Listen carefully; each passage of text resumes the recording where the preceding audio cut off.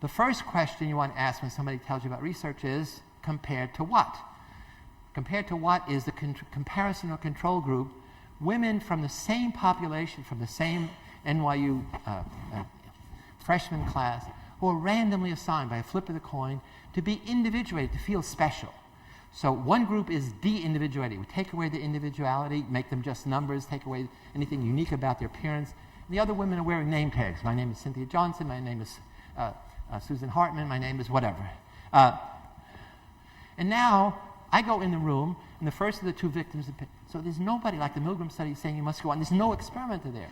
It's just 4 women in separate cubicles, and when the amber light goes on, you put your finger down on the button, the green light goes on, shock is in the system. How do you know? She's screaming, she's twisting, she's turning, and she's trying to be creative. And you have 20 chances, 20 trials to shock her.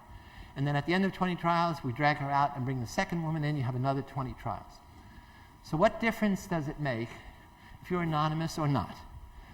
So this is the shock duration, and this is average the first 10 trials and the second 10. And I combined across the 2 women for ease of presentation.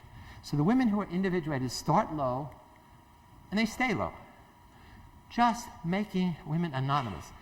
So these women, by a flip of the coin, could have been in the other condition. They start twice as high, and over trials they shock more and more and more. This effect is a significant linear increase. We get this, I did the study with the Belgian military. We did this instead of shock, throwing styrofoam balls. You measure how many they throw in a given period of time. Instead of the hoods, we had masks on.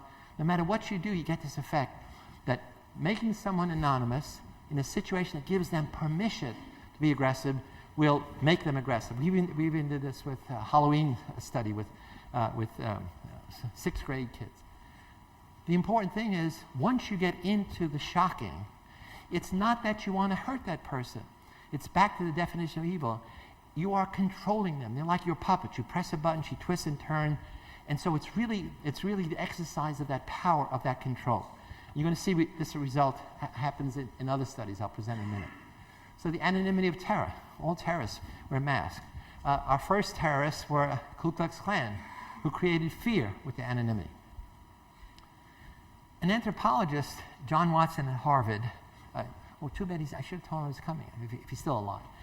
He read my work, and he said, if you're right, maybe we can extrapolate from the basement at New York University to the real world.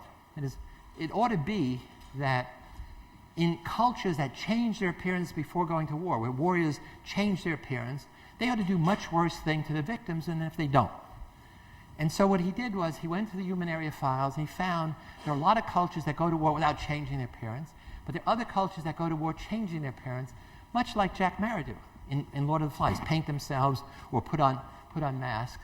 And the question is, what difference does it make in how they treat their victims?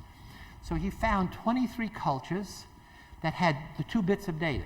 Did they change their appearance? 15 did. Did they don't change their appearance? 8 did. And his measure is not pressing a button, it's do they kill, torture, mutilate their victim. That's the most extreme behavior imaginable. And he found out there were 10 cultures that are low on this and 13 high. What happens if they don't change? They don't do nothing.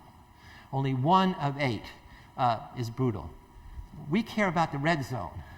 If they change their appearance, of the 15 cultures, 13 that kill, torture, mutilate, the results are overwhelming.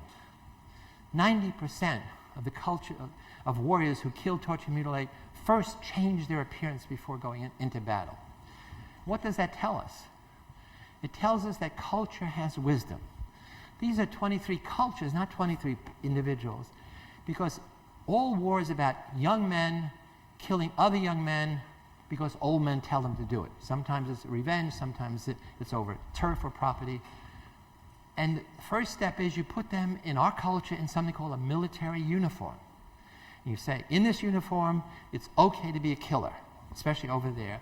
But when they come out, when the war's over, you don't want them to be a killer when they come home. So you say, you got to give me back the uniform. In fact, there's a law that says if you wear your uniform when you're discharged, you're going to be in trouble. You're going to break the law.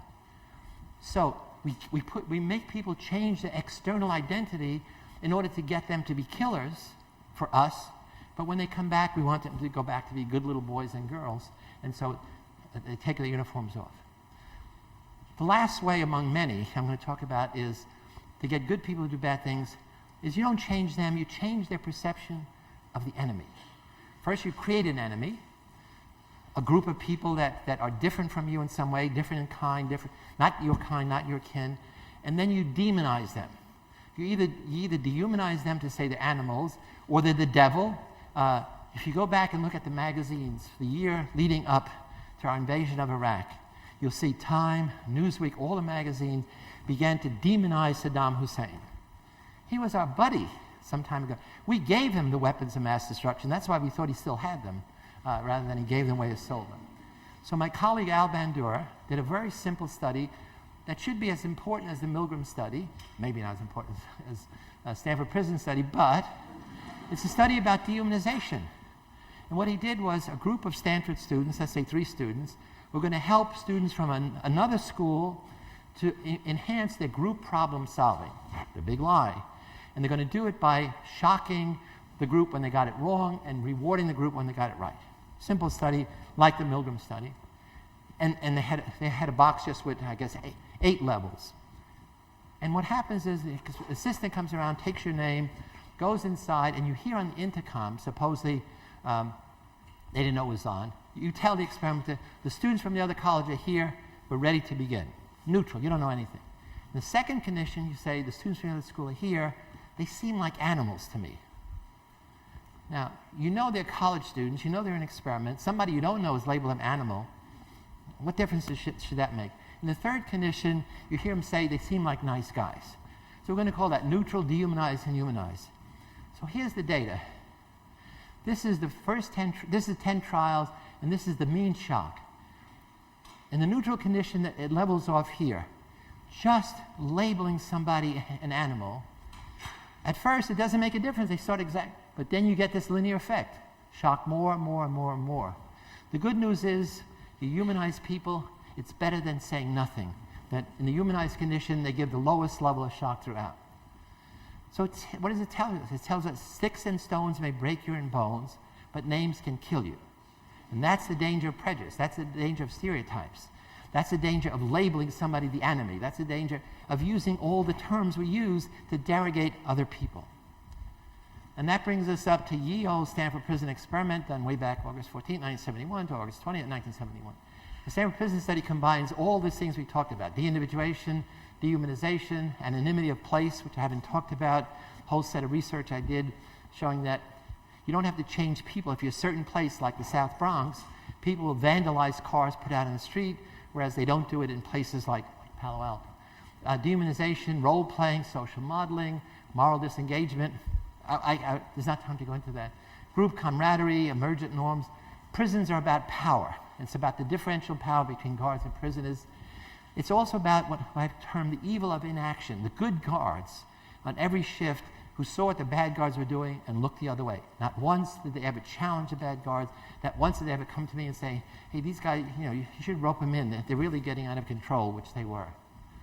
And it's in the context of institutional power pitted against individual will to resist. So that's a Milgram study really is about individual authority over individual people. Mine is about institutional power against individual will to resist. So we put this ad in the Palo Alto newspaper. We didn't have much money, so it's a little cheesy ad. But it says, male college students needed for psychological study of prison life for 1 to 2 weeks. We got a lot of people applying. We had 75 volunteers. We gave them personality tests, clinical interviews, whole background. We picked 24, normal, healthy to begin with, and we flipped that proverbial coin. Half are guards, half are prisoners. The kids who were guards, we said, come down on Saturday. We gave them military uniforms. We made them feel like it was their prison. The kids who were going to be prisoners, we said, wait at home or in the dormitories. We'll call you on Sunday. I should say that although it was done in the basement of Stanford, most of the students were from all over the country. We did it in the summer because there were a lot of kids just finishing summer school at Berkeley and at Stanford. So again, people say Stanford students, that limits it. Not at all. There are only 2 students from Stanford.